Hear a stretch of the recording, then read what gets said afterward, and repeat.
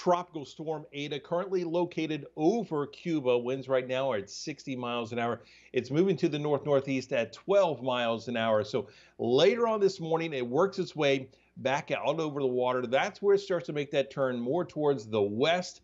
It looks like it heads over the Keys later on tonight into early tomorrow morning. At that point, it could actually be a hurricane, as it is forecast to be intensifying as it works its way towards the Gulf of Mexico. There's that loop current in the Gulf, so it will be moving over some areas of some warmer waters. Then it makes that sharp right-hand turn heading more towards the north, getting off the coastline of central Florida. That's where a lot of the question marks really start to come up with this. Does it continue on a track more towards the north, or does it start to do some loops?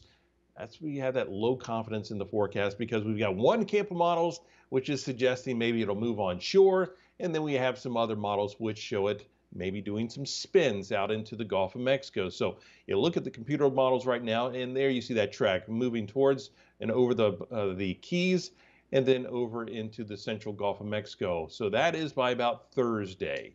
Then you notice as we go through Thursday, Friday, into Saturday, you start to see some of these loops out here into the Gulf of Mexico. So that's why you're seeing a couple of different scenarios that could play out with this. So you kind of turn to some of your best computer models, the European and the GFS.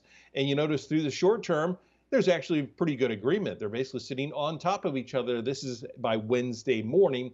Then you start to see some changes or some differences between these models, where the GFS brings it closer to the coastline, the Europeans out over the water further to the west.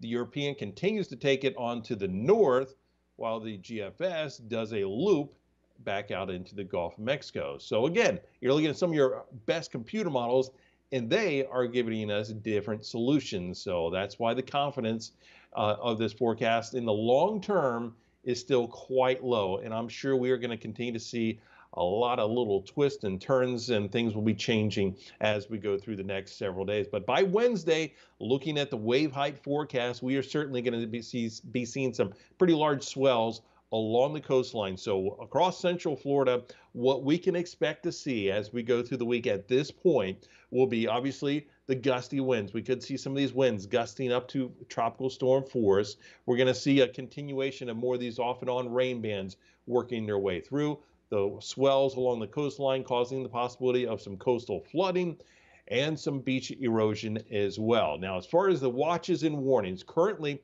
we have a tropical storm watch that goes from Anna Maria to Inglewood. South of Inglewood, where you see the yellow shade, that is a tropical storm warning. So things will continue to change. This is going to be a long duration event with this either stalling out or doing some loops across the Gulf of Mexico, it looks like, or there's certainly that potential as we go through the week. So you have to stay tuned, and we'll keep you updated right here on myfoxhurricane.com.